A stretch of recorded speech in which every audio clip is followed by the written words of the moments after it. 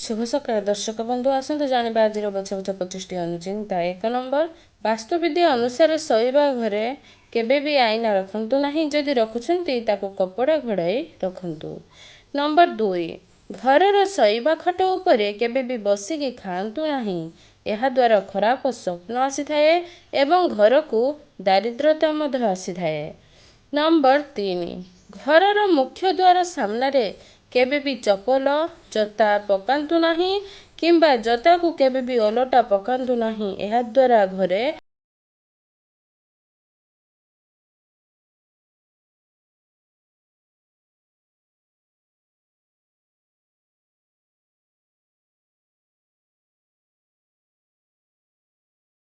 पूर्व किंबा उत्तर दिग को मुख करी पूजा करिबा बहुत शुभ होइथाए। नंबर 5 घरे सुख शांति और समृद्धि वृद्धि करने को हेले घरे सकाळु भक्ति गीत बा भजन किछि समय बजाइबा उचित। नंबर 6 घरे केबे भी झाड़ू को ठिया करी रखंतु नहीं किंबा झाड़ू रे गड़ मारंतु नहीं, यह द्वारा अशांति सृष्टि होइथाए। नंबर 7 प्रत्येक दिन घरर मुख्य द्वार रे किछि क्षीर छिंचिले घरे सुख शांति वृद्धि होइथाए। नंबर 8 घरर मुख्य द्वार परदारे घुंगुर बांधिले तार शब्द रे घरे सबुबेले प्रसन्नतार वातावरण बजाय रखि थाए। नंबर 9 घरे रोषेई कला बेले प्रथमे गरम कढ़ई किंबा हांडी रे क्षीर छिटा मारिले वैराग्य कम हुए। नंबर 10 घरर अगणारे अँला गछ कदली गछ बेल गछ लगाइले घरर सुख समृद्धि वृद्धि होइथाए। नंबर 11 वाणिज्य व्यवसाय रे वृद्धि एवं घरर सुख शांतिर वृद्धि निमंते 11टी अभिमंत्रित गोलमरीच रखिबा उचित। नंबर 12 प्रत्येक नवमी तिथि रे घरे अँला गछ को पूजा करिबा द्वारा घरे सुख शांति वृद्धि होइथाए। तापर दर्शक बंधु घरे श्रीमंदिर श्रीमद् भागवत गीतार 15तम अध्याय पढ़िबा द्वारा सुख शांति वृद्धि होइथाए। नंबर 14 वास्तुविद्या अनुसार घरर मुख्य द्वार रे अलिया गदा रखिबा उचित नुहे, यह द्वारा पड़ोसी सह शत्रुता वृद्धि होइथाए।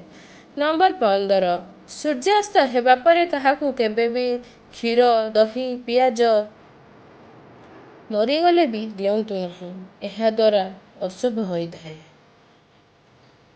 नंबर 16 घरर छात उपरे केबे भी चाउल किंबा अन्य शस्य बा बिछड़ा होइबा उचित नुहे, कारण यह द्वारा ससुर घरर लोकंक सह खराब संपर्क होइथाए।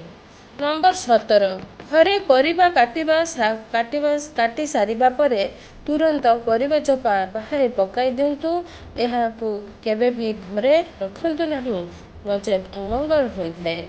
नंबर 18 घर मासक थरुटिए मिश्री मिशा खीरी समस्ते मिसी एक संगरे खाइले अत्यंत शुभ होइथाए एवं माँ लक्ष्मीଙ୍କର कृपा प्राप्त होइथाए। नंबर 19 घरे शोइबा पूर्वर रोषेई घरे किंबा गाधुआ घरे पानी भर्ती करी रखिले उन्नति होइथाए एवं बाधा विघ्न मध्य दूर होइथाए। नंबर 20 जदि परिवार रे समस्त लोक एक संगरे बाहर को जाइछंती तेबे एकासह घरु बाहरंतु नहीं, आग पछ होई घरु बाहरंतु। तापर दर्शक बंधु गाधई सारिबा परे केबे भी ओदा दौलिया पिंधंतु नहीं, यह द्वारा पिला उपरे खराब प्रभाव पड़े। नंबर 22 घरर उत्तर दिग किंबा दक्षिण दिगरे तंबा किंबा पितल पैसा रखिले अत्यंत शुभ होइथाए। नंबर 23 प्रत्येक अमावस्या दिन घर सफा करी अदरकारी जिनिस बाहर फंपाड़ी दियंतु, यह द्वारा बहुत मंगल होइथाए। नंबर 24 घर परिवार कलह दूर करने हेले एवं घरे स्नेह श्रद्धा भल पाइबा वृद्धि करने हेले 2टी बंशी को घरे रखिबा उचित। नंबर 25 घरे कौनसी अशुभ नहेबा पाई सुख शांति और समृद्धि पाई घरर मुख्य द्वार रे भगवान दर्शन लगाइबा उचित। फ्रेंड्स आज भिडियो आपको केमी लगे निश्चित कमेंट करंतु, नुआ थिले चैनल को सब्सक्राइब कर दिंतु एवं पाखर बेल आइकन निश्चित कर दिंतु। आपण मनकर एमती भल पाइबा ଆଲୋକରେ ଜିତିଥାଉ।